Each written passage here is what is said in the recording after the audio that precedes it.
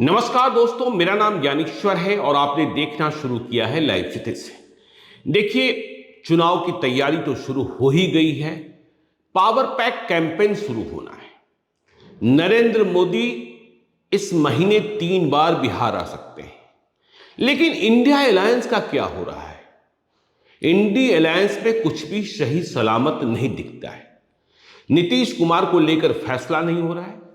नीतीश कुमार को लेकर कई तरीके की चर्चाएं हैं और सीट शेयरिंग को लेकर पता नहीं कितने महीने पहले बात शुरू हुई कि हम सीट शेयरिंग पर बात कर लें, 1-to-1 फाइट की तैयारी कर लें, लेकिन होता कुछ भी नहीं दिखता है। कल आपने देखा कि वर्चुअल मीटिंग की बात थी। ये बातें कही जा रही थी कि नीतीश कुमार कन्वेनर बन जाएंगे और मल्लिकार्जुन खड़गे को चेयरपर्सन बनाया जाएगा। यह भी संभव नहीं हो पाया। कारण क्या? ये इंडिया अलायंस के लोग जाने। लेकिन सीट शेयरिंग में हो रही देरी को लेकर नीतीश कुमार खफा हैं। नीतीश कुमार का गुस्सा सार्वजनिक तौर पर दिख रहा है। जब 29 दिसंबर को नई दिल्ली में जेडीयू की नेशनल काउंसिल और नेशनल एग्जीक्यूटिव की बैठक हुई, तब भी उनका गुस्सा फटा था। कांग्रेस पार्टी मेरा प्रचार नहीं करती है। लेकिन एक बड़ा सवाल यह है कि इंडिया अलायंस या फिर यूं कहें एनडीए अलायंस, जिधर जाने की बात लोग नीतीश कुमार के बारे में कह देते हैं। नीतीश कुमार पता नहीं किस तरीके से सीटों का ऐलान करते जा रहे हैं, उम्मीदवारों का ऐलान करते जा रहे हैं। देखिए, जब दिसंबर में जेडीयू की नेशनल काउंसिल की बैठक नहीं हुई थी, तो एक चर्चा यह थी कि लालू यादव और नीतीश कुमार के बीच सीट शेयरिंग को लेकर बातचीत हुई है। लेकिन हमें जानकारी है कि इस बैठक में यदि कोई बातचीत हुई भी तो माले को और लेफ्ट पार्टियों को शामिल नहीं किया गया था। अंदर खाने से खबर आई, पटना से लेकर दिल्ली तक यह खबर तैर गई कि लालू और नीतीश ने सीटों का बंटवारा कर लिया है। बिहार की 40 लोकसभा सीटों में से 17 पर आरजेडी, 17 पर जेडीयू, 5 पर कांग्रेस और 1 पर माले लड़ेगा। कांग्रेस 10 सीटों की मांग कर रही है, 10 सीटें मिलनी नहीं है। हमें तो उम्मीद है 4 से 5 सीटों की, लेकिन कौन सी सीटें? पर बड़ा सवाल यह था, क्या माले 1 सीट पर चुनाव लड़ने को राजी हो जाएगा? क्या सीपीआई सीपीएम लोकसभा चुनाव में अपने प्रत्याशी को नहीं उतारेगा? सीपीआई बेगूसराय की सीट छोड़ देगा? वैसे हमने यह भी देखा था कि पिछले ही महीने जब दिल्ली में राहुल गांधी ने और मल्लिकार्जुन खड़गे ने बिहार कांग्रेस के नेताओं की बैठक बुलाई थी, तो उस बैठक में कन्हैया कुमार भी शामिल हुए थे। 2019 के लोकसभा चुनाव के बाद कन्हैया कुमार की दिलचस्पी, या यूं कहें कि कन्हैया कुमार की चहलकदमी बिहार में कम दिखाई पड़ी है।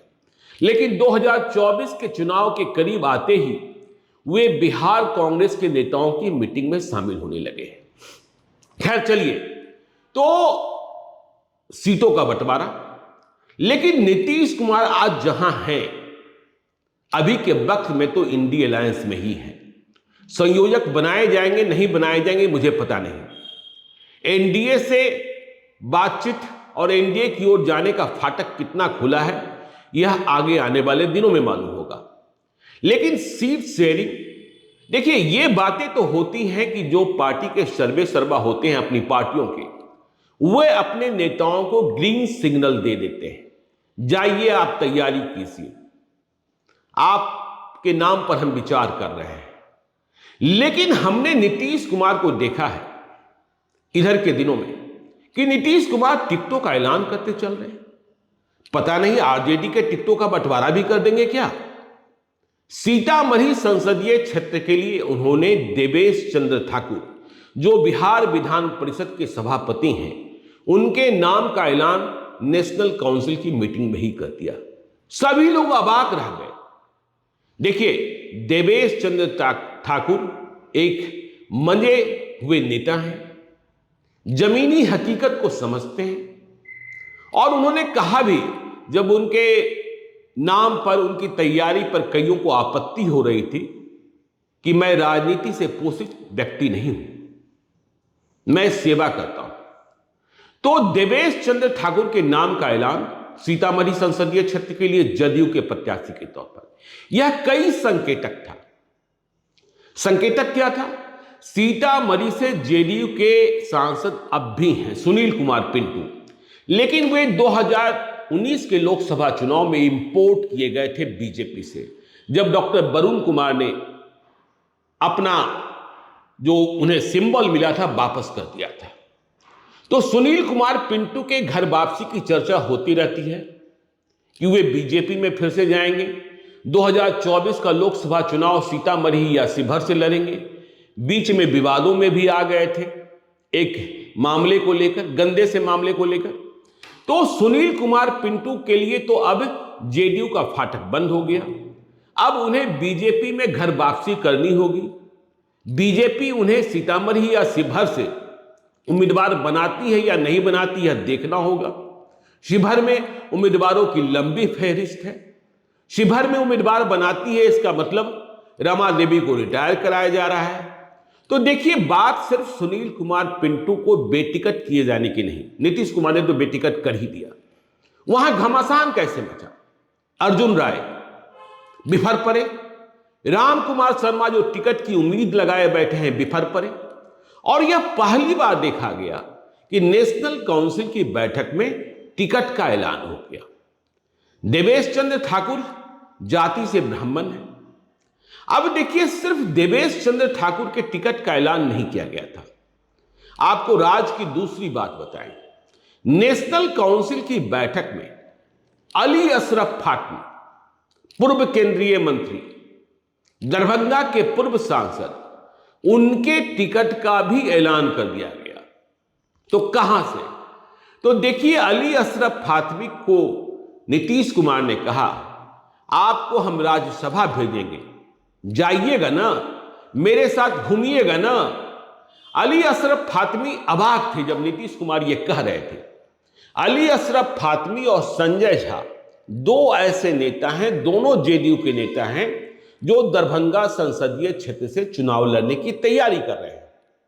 तो अली अशरफ फातमी जो चुनाव लड़ना चाहते थे या लड़ना चाहते हैं, उनके टिकट पर तो ग्रहण लग गया और राज्यसभा भेजने की बात नीतीश कुमार ने कर दी। समझना होगा राज्यसभा के खेल को। 2024 में लोकसभा चुनाव के ठीक पहले राज्यसभा का चुनाव होगा, और जो जेडीयू के विधायकों का संख्या बल है, इस बार जेडीयू अपने एक ही नेता को राज्यसभा भेज पाएगी। 2018 में जब राज्यसभा का चुनाव हुआ था तो दो जेडीयू के नेता राज्यसभा गए थे, वशिष्ठ नारायण सिंह, जिन्हें नीतीश कुमार भी दादा कहते हैं, और दूसरे king Mahendra Prasad, Aristo pharma वाले। तो किंग महेंद्र का निधन हो गया, असामयिक मौत हुई। उनके स्थान पर जो शेष बचा कार्यकाल था, अनिल हेगड़े को भेजा गया। तो देखिए, यदि अली अशरफ फातमी के नाम का ऐलान नीतीश कुमार ने कर दिया तो इसके दो संकेतक हैं। वशिष्ठ नारायण सिंह इस बार विराम दिए जाएंगे, उम्र भी हो गई है, अब चलने में भी सहारा लेना पड़ता है, लेकिन उनके अनुभव और उनके तजुर्बा का फायदा आज भी नीतीश कुमार और जेडीयू के दूसरे नेता उठाते हैं। सुचिता के, ईमानदारी के प्रतीक माने जाते हैं। अनिल हेगड़े की कोई बात नहीं है, उन्हें तो सांकेतिक तौर पर भेजा ही गया था। तो अली अशरफ फातमी, अब सिर्फ बात इतनी नहीं है कि अली अशरफ फातमी को राज्यसभा भेजने की इच्छा नीतीश कुमार ने खुले तौर पर जाहिर कर दी। जब अली अशरफ फातमी को राज्यसभा भेजने की इच्छा जाहिर की तो कई और नेता, जिन्हें उम्मीद थी, कुशवाहा नेताओं को भी उम्मीद थी, क्योंकि नीतीश कुमार ने उपेंद्र कुशवाहा के इस्तीफे के बाद बिहार विधान परिषद की जो सीट खाली हुई थी उसमें खेला कर दिया था। किसी से रायशुमारी नहीं हुई थी। जेडीयू के तत्कालीन प्रेसिडेंट ललन सिंह भी नाराज हो गए थे कि कैसे नॉन पॉलिटिकल फैसला हो गया और डॉक्टर राजवर्धन आजाद को बिहार विधान परिषद में मनोनीत कर दिया गया। खैर, तो कुशवाहा नेताओं की उम्मीद फिर टूटेगी। लेकिन एक बात और, अली अशरफ फातमी को राज्यसभा में भेजने का ऐलान कर नीतीश कुमार ने संजय झा के लिए दरभंगा क्या फाइनल कर दिया। देखिए, संजय झा बिहार सरकार के मंत्री नीतीश कुमार के बेहद करीबी, लगातार दरभंगा में चुनाव लड़ने की तैयारी कर रहे हैं, जमीन से जुड़े हैं। और दरभंगा की राजनीति में जेडीयू के भीतर संजय झा बनाम अली अशरफ फातमी चल रहा था। तो अली अशरफ फातमी को राज्यसभा में एडजस्ट करने की कोशिश, संजय झा टिकट पाएंगे, यह बात तय मानी जा रही है। लेकिन इससे बड़ा सवाल उठ गया है कि देखिए 2019 में जो दरभंगा संसदीय क्षेत्र था, नीतीश कुमार तब एनडीए में थे, वहां भाजपा ने चुनाव लड़ा था और भाजपा ने जीत हासिल की थी। नीतीश कुमार की मदद थी। गोपाल जी ठाकुर भाजपा के सांसद हैं। तो अब सवाल 2024 में यह है कि जब लालू यादव और नीतीश कुमार के बीच भले ही मान लें कि सीटों की संख्या पर बात हो गई, लेकिन सीटें कौन सी हैं, कौन सी सीटें बदलनी हैं, यह तय नहीं हुआ। तो दरभंगा की सीट नीतीश कुमार ने अपने नाम अपने खाते में कैसे कर ली। देखिए, वहां अब्दुल बारी सिद्दीकी जैसे आरजेडी के वरिष्ठ नेता 2019 में चुनाव लड़े थे, हार गए थे। तो क्या लालू यादव ने दरभंगा संसदीय क्षेत्र जेडीयू के लिए छोड़ दिया है? और यदि दरभंगा संसदीय क्षेत्र जेडीयू के लिए छोड़ दिया है, तो बदले में जेडीयू से आरजेडी ने कौन सी सीट हासिल की है? देखिए, नीतीश कुमार अपनी शर्तों पर राजनीति करते हैं, लेकिन लालू यादव भी इसमें कमजोर कहां है। 2019 के चुनाव में नीतीश कुमार ने भाजपा को झुका लिया था, बीजेपी डरी हुई थी। 2014 में जब नीतीश कुमार अकेले लड़े थे तो 2 सीटें हासिल हुई थी। 2015 में नीतीश कुमार ने लालू यादव के साथ जाकर बिहार में महागठबंधन की सरकार बना दी थी। इससे बीजेपी और विचलित हो गई थी।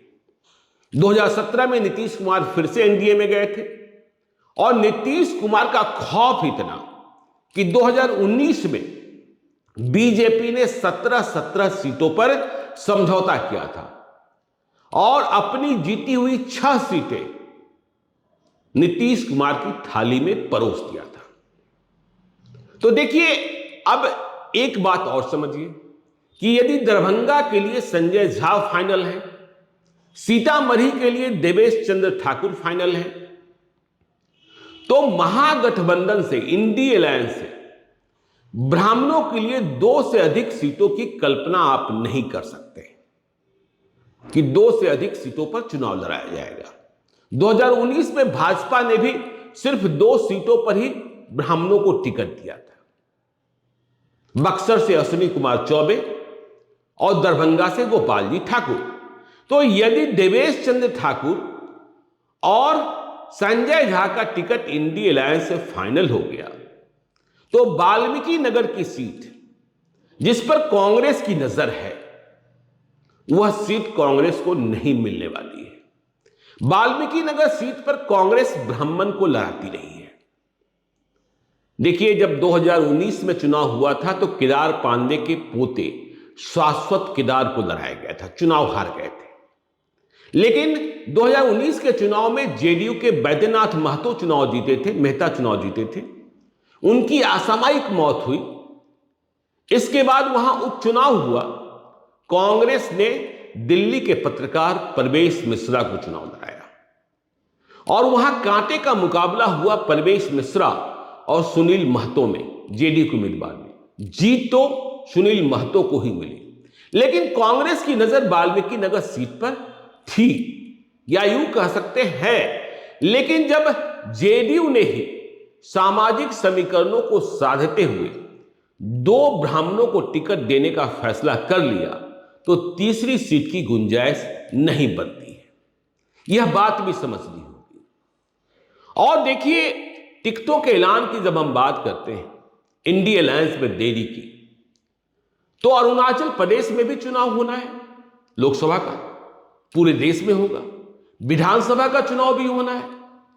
कल जेडीयू ने, जिसके नेशनल प्रेसिडेंट ललन सिंह अब नहीं है, अब नीतीश कुमार है, तो नीतीश कुमार की ओर से पार्टी के राष्ट्रीय महासचिव अफाक अहमद खान ने इस बात का ऐलान सिर्फ नहीं किया कि अरुणाचल प्रदेश में हम चुनाव लड़ेंगे, बल्कि उम्मीदवार का भी ऐलान कर दिया। कांग्रेस पार्टी हैरत में जा सकती है, क्योंकि जिस सीट के लिए उम्मीदवार का ऐलान किया गया है, वहां 2019 में कांग्रेस दूसरे नंबर पर थी, बीजेपी को जीत हासिल हुई थी। देखिए, कांग्रेस और इंडी अलायंस का जो खेला है, नीतीश कुमार जब नेशनल प्रेसिडेंट बने, उसके पहले ललन सिंह ही थे। ललन सिंह ने अध्यक्ष पद से हटने के बाद एक इंटरव्यू में कहा भी, फैसले में देरी होती है। वे इस बात को बता रहे थे कि मल्लिकार्जुन खड़गे को हमने कहा था कि मध्य प्रदेश में जब इंडी अलायंस को मजबूत रखना है तो जेडीयू को लड़ने के लिए एक सीट दीजिए। बात भी बन गई थी, लेकिन सीट नहीं मिली। समाजवादी पार्टी को सीटें दीजिए, समाजवादी पार्टी को सीट नहीं दी गई और वहां अखिलेश यादव ने उम्मीदवार उतार दिए, नुकसान भी पहुंचाया। तो ये जो खींचतान है इंडिया अलायंस में, यहां कब क्या फैसला होगा। देखिए, अब हम भाजपा की बात कर लें, संक्षेप में बात करते हैं, इस पर विस्तार से हम अलग में बात करेंगे। बीजेपी ने बिहार में और भी तैयारी कर ली है। नरेंद्र मोदी की चुनावी सभाएं, अब तो चुनावी सभा ही कहेंगे, वो तो होगी ही होगी। बीजेपी ने एक और व्यवस्था की है, स्क्रीनिंग कमेटी बनाई है कि चुनाव के इस मौसम में हम बीजेपी के भीतर दूसरे दलों के नेताओं की एंट्री ऐसे नहीं कराएंगे। अभी तक यह होता था कि जिनके नाम पर सहमति बन गई, बड़े नेता मान गए, उनके लिए मिलन समारोह का आयोजन करा दिया जाता था। लेकिन अब भाजपा के केंद्रीय नेतृत्व ने हर प्रदेश के लिए एक कमेटी बनाई है। बिहार की कमेटी में देखिए, अब बीजेपी में प्रवेश करने के लिए आपको पंच परिक्रमा करना होगा। सम्राट चौधरी के नेतृत्व में कमेटी बनी है, उसमें संजय जायसवाल पूर्व प्रदेश अध्यक्ष, मंगल पांडे, सांसद विवेक ठाकुर और पूर्व मंत्री और विधायक नितिन नवीन को सदस्य बनाया गया है। ऐसे में यदि आप किसी दूसरी पार्टी से, जेडीयू से, आरजेडी से या और भी कोई पार्टी से आप बीजेपी में आना चाहते हैं, तो अब इस स्क्रीनिंग कमेटी को रजामंदी देनी होगी कि हां, इन्हें शामिल कराया जा सकता है। तो इंडी अलायंस की खींचतान, बीजेपी की तैयारी, जैसा हमने कहा कि पावर पैक कैंपेन शुरू करने का वक्त आ गया है, लेकिन अभी इंडी अलायंस में बात समझ में ही नहीं आ रही है, कौन कहां कैसे चुनाव लड़ेगा। कहां बात हो रही थी 1-to-1 फाइट की, एक के खिलाफ एक उम्मीदवार। तो बिहार की इन खबरों के लिए हम लगातार आपसे जुड़े रहते हैं।